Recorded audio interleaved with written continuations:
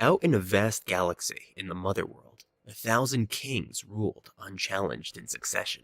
But in the royal bloodline's lust for power, they consumed everything upon their planet. The realm marched its army into the vastness of space, conquering everything in its path.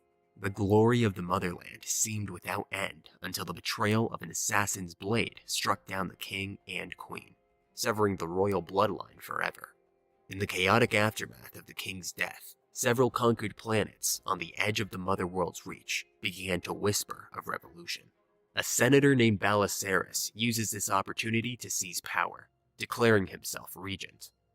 As a show of strength, he sent his most brutal commander to the outer reaches of the Mother World's dominion to find and crush anyone who dared call themselves rebels. In one of the planets, a young woman by the name of Cora is using her horse to farm their land.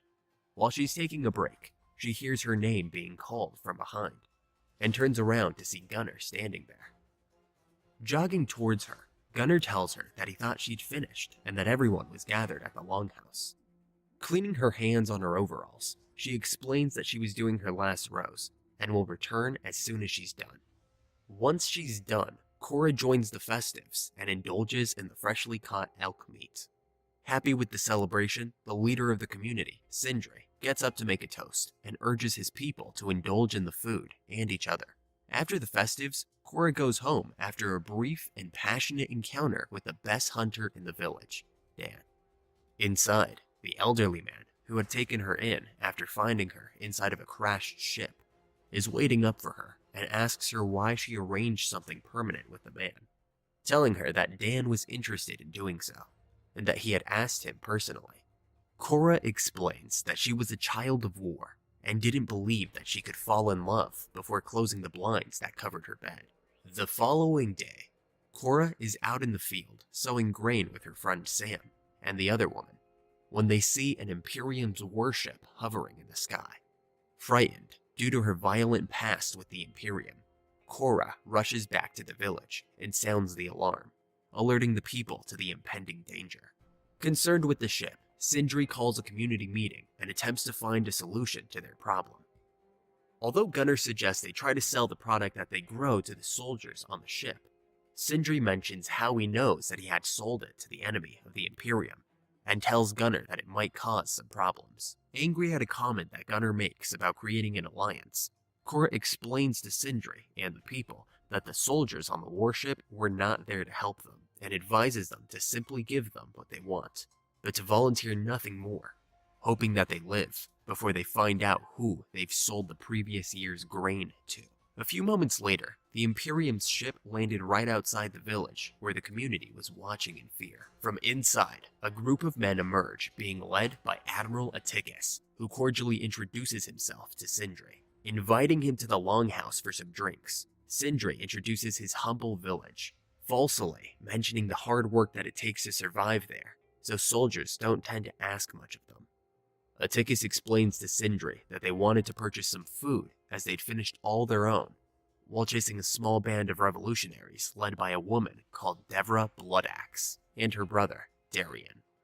Although Atticus offers Sindri triple times the market value, Sindri explains that they have nothing to spare and declines the offer. Unable to believe that the lands are barren from what he had seen, Atticus asks to speak to whoever's in charge of the harvest. Raising his hand, Gunnar comes forward and then explains that they have some to spare, telling the frightening admiral that Sindri was only trying to keep the reserves so his people don't starve. Upset at being lied to by the chieftain, Atticus beats Sindri to death and executes his wife as she runs to her husband's side. Threatening Gunnar, he informs him that they'll return in 10 weeks to collect their harvest, leaving the community shocked by the death of their leader. Atticus leaves some of his soldiers behind to make sure the villagers cooperate and deliver on their deal. The trigger-happy soldiers force out some of the villagers from their homes and begin setting it up for themselves. After an altercation between one of the privates and an android, one of many who had stopped fighting after the kind was killed, the android goes down to the river to wash off the horse dung that he'd fallen into and meets Sam. After she kindly gives it a towel to dry its face with, the android mentions his dead king and his daughter Issa, whom it says that Sam reminded it of. The android explains that Issa was special, and that he and his brothers had pledged to serve her before she was ever born. The girl was supposed to usher in a new age of peace and compassion for all. It tells Sam that on the day of her coronation, she and her family were assassinated by those that they trusted the most.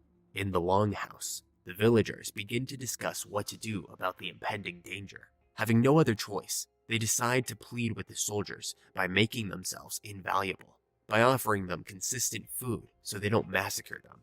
Seeing their foolish decision, Cora decides to leave, knowing that the soldiers would never show them mercy. While she's setting up the horse for her travels, Cora sees the soldiers attempting to rape Sam and decides to help her. Using her unexpected fighting skills, Cora takes out all of the men with the help of Private Eris, who had already been against Sam's rape and the android. The following day, Cora says goodbye to the man who had taken her in and tells him that she's going to go look for Titus, a general who was once considered the hero of the realm. Cora decides to take Gunnar along with her, as he's had prior contact with the members of the revolution. Taking the horse-like creatures, Cora and Gunnar start their journey. After traveling all day, the two set up camp to rest for the night. As they settle down around the fire, Gunnar asks Cora about her previous life, and she tells him a story about what happened to her city when she was only a child. She explains that the Motherworld's troops were led by a power-hungry general called Belisarius, and that they destroyed everything in their path. Belisarius killed Cora's entire family and took her with him. For 5 years, Cora lived on his ship, learning about the histories of Motherworld and war, seen as the daughter of the general. By the age of 18, Cora was made an officer and given a command, brainwashed into fighting for a king who slaughtered her whole family. The following day, Gunnar and Cora finally arrive at the port city of Providence, where Gunnar's contact was located, and they're shocked to see the man taken away by bounty hunters. Going into one of the taverns, the two travelers try to ask around about Titus and learn his location. When they're about to leave, an unexpected altercation arises between Cora and an angry, inhuman creature. Although Cora manages to kill the creature's henchman, her life is saved by a criminal called Kai when the creature attempts to shoot her. Kai offers Cora his services, telling her to pay him whatever she can. On his private ship, Kai mentions 2 other swords for hire that Cora could use, and takes her to meet them. When they arrive on the planet, Kai introduces them to Turok, a trained fighter who's working off his debt by serving his master. Turok's master offers his slave a deal, provided that Turok can tame the phoenix that he's captured. Using his skills and years of animal taming experience, Turok accomplishes the task after struggling with the relentless creature for a while and getting it to trust him. Taking their recruit, the group flies to an overpopulated, industrious planet, whose air has been badly polluted by factory emissions. There, they find Nemesis, a talented swordswoman and cyborg, who's battling a spider and human fusion-like creature, who's been angrily killing children because it's angry that the humans decided to take over its world. After coming out victorious, Nemesis decides to join the group of rebels. Back on Kai's ship, Cora and Gunnar are left alone, giving her a chance to continue her story. She tells the man that after achieving so much victory in so many worlds, she was promoted to be the protector of Princess Issa. Cora explains that although many thought it was a myth, she believed that the princess was special, as she had seen her perform miracles. When they finally arrive at the planet where they had heard Titus was located at, they find the man looking dirty and passed out, slumped over a wall. After forcing a bath upon the dreadful-looking man, she attempts to speak to the general, who'd given up on his life after all of his men had died. Cora convinces Titus to join them by urging him to get revenge on the people who had wronged him. After the group is complete, Gunnar contacts the rebellion group leaders Tedevra and Darien, seeking their help to protect their village. Although Darien wants to help the warriors, Devra refuses to do so, telling them that it's too dangerous to attempt to attack that big of a ship. Seeing that his sister refuses to help the warriors, Darien takes the soldiers who choose to follow him and heads out with the small group after exchanging a loving farewell with Devra. On the ship, Kai informs Cora that he needs to deliver boxes before joining them on their mission, and lands them on a nearby planet. While the group helps unload Kai's crates, Korra notices him speaking to a bounty hunter and suspects foul play. Suddenly, the crates transform into robotic capturing machines that restrict all of their movements. After making sure they were unable to fight, Kai hands the group to Atticus. Kai attempts to force Gunner to deliver the death blow to Korra, but he uses the elements of surprise to free her, killing Kai in the process. Using her advanced battle skills, Korra frees her friends from bondage, giving them a fighting chance. The place erupts with gunshots and screams as they all jump into action. Darien is shot to death while taking down the ship and manages to plummet the aircraft into the ground.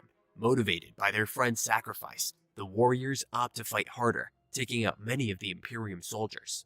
As the spaceship crashes, it leaves Korra and Atticus separated from the others, resulting in a savage battle between the two. After an exhausting fight and multiple wounds, Korra manages to overpower the general, pushing him to his death. As she watches the body plummet into fiery depths below, she feels a sense of resolve, as if her past has also followed Atticus into the grave. The rebels are devastated by the loss of their leader, realizing the heavy price he was willing to pay for their cause. As the group gathers together, Titus makes a speech about their achievements and the blow that they had caused to the mother world. The group return to the village to find the land was ready for the harvest. As soon as they see the place at a distance, Korra and Gunner point it out to the newcomers, showing them their new home. Korra looked at the place happily, glad that she had found a place that she could call home forever. Back on the planet they had left the destroyed spaceship on, a recovery ship arrives to retrieve the body of Admiral Atticus.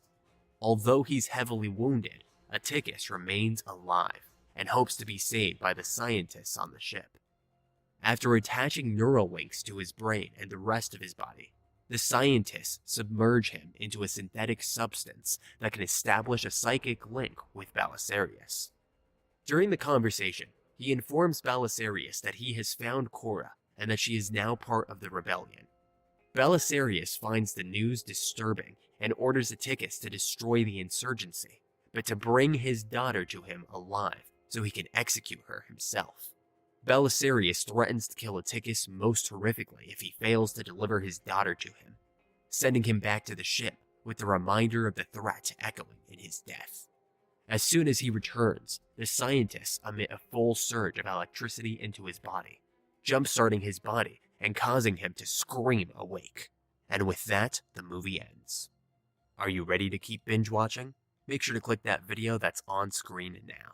If you like this video, give it a thumbs up and subscribe to our channel for more awesome movie recaps. Thanks.